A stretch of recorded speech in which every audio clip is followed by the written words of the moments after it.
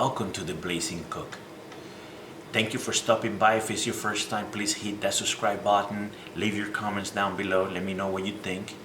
But for today's dinner, we're gonna be making some mashed potato. We're gonna try to elevate those flavors. We're gonna be making some filet, and we're gonna do the same thing with common techniques. We're also gonna make a sauce to go with it, and we're also gonna pair our dinner with a wine.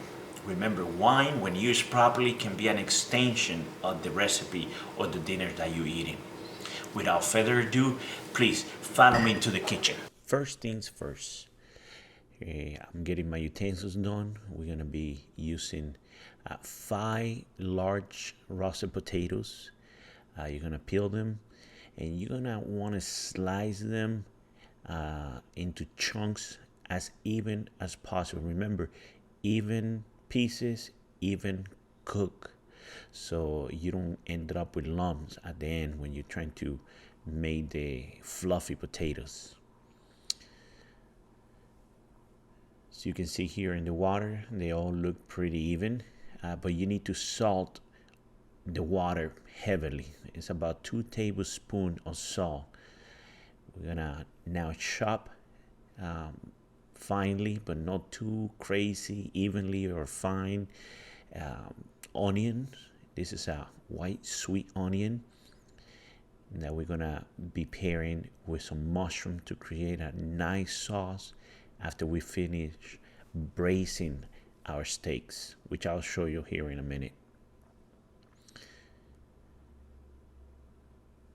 After nicely chopped, we're gonna transfer that to a bowl. So all our ingredients will be ready to go, and you'll be able to save time while the potatoes are cooking. We'll be able to make our steaks and our sauce so they can all be done pretty much towards the same. This is some truffle goat cheese, really good flavor.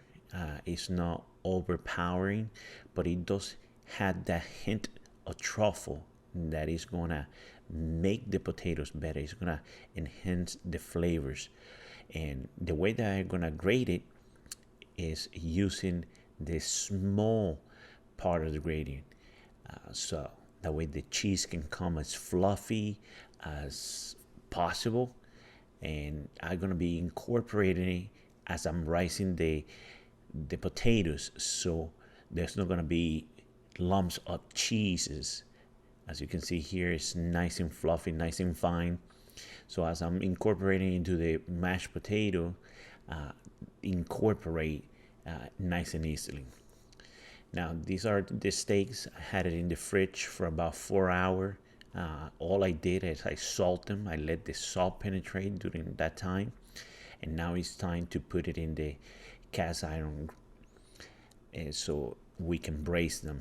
So all I'm adding here is some salt. It's no salt, I already did that, but some pepper and some garlic powder, and I transfer it to a clean plate. And these are some of the herbs that I'm going to be using. I got thyme, and I got some rosemary alongside with 2 cloves of garlic and a stick of butter. I'm not going to use the whole stick.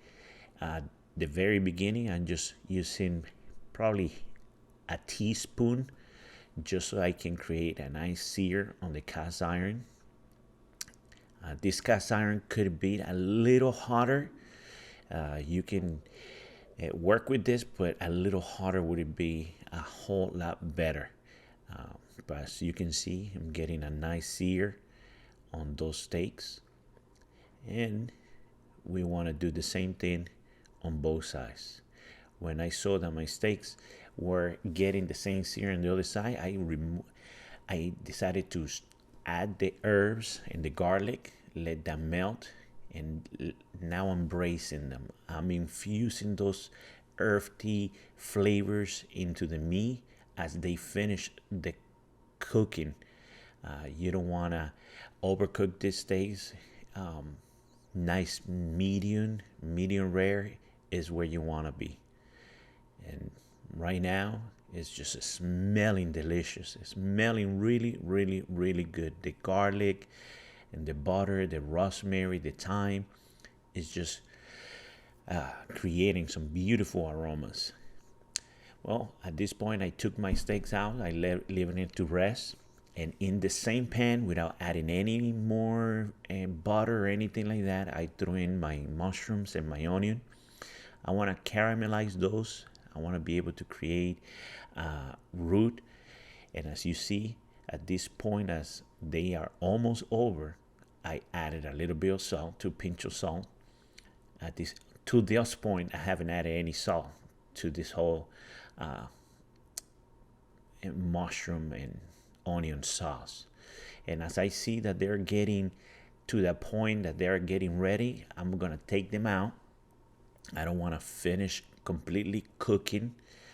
The reason I'm taking it out is because I'm gonna use the remaining juices to create sort of a root for our sauce. And all I'm gonna be doing is adding a little bit of flour, as you see here in a second. I'm gonna be adding a little bit of flour. I'm gonna be moving around that flour fairly quickly.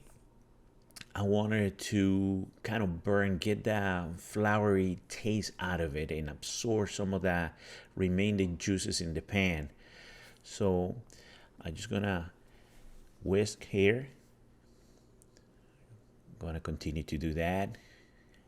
Absorb as most of those juices, and then I'm gonna add some organic beef broth. And I'm not gonna add all I needed right now. All I wanted is deglaze the bottom of the pan, remove all those juices and trying to incorporate it into the flour, into the butter that was left there. And when I see that they start boiling and taking it out, now I incorporate my mushrooms and my onion back again just to finish cooking. And as you see, as I'm stirring around, you can see how watery it is, and you don't see no trail being formed yet. And by trail is every time I pass the spoon like I'm doing now, you don't see the bottom of the pan. You know it's gonna be ready when you start seeing a trail behind the spoon, kind of like in this situation. You see, as I'm going over the spoon, you can see some of the bottom of the pan. That means that your sauce is almost ready. At this point, I took it out because as it's cool off, it will thicken even more. So this is the time where I took to start rising my potatoes.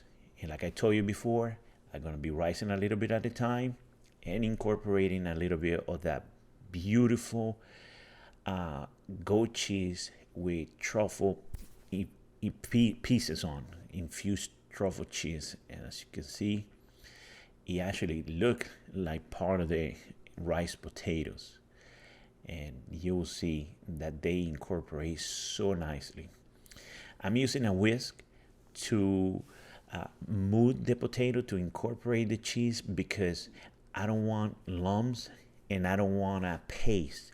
So I figured by using a whisk, I actually keep the potatoes fluffy. At this point, I'm adding a little bit, probably a tablespoon of a good truffle oil that I had here in the house. And as you see, I'm just going around. I'm not trying to press things down. I don't want a paste. I want the potatoes to remain as fluffy as they can. Now we are moving to plating this meal, which is smelling delicious here in the kitchen. All I did, I took out one ice cream scoop. I grabbed one of the fillets. I tried to place it 6 o'clock, trying to create that appealing to whoever's going to be eating, which is me. Lucky me. I'm adding a little extra sauce to the beautiful mashed potato. For garnish, I'm using a little piece of rosemary. Adding some teardrop peppers. If you never had this, peppers are just an explosion of flavors and contrast really well with the uh, hardiness and the sweetness. This is a Malbec Cruz Alta from Argentina. It's a full body wine for this rich meal. It paired so well, so delicious. I wish you guys can be here to taste it. If it's your first time looking at this channel, please subscribe. Let me know what you think in the comments down below. And until the next time, bon appetit.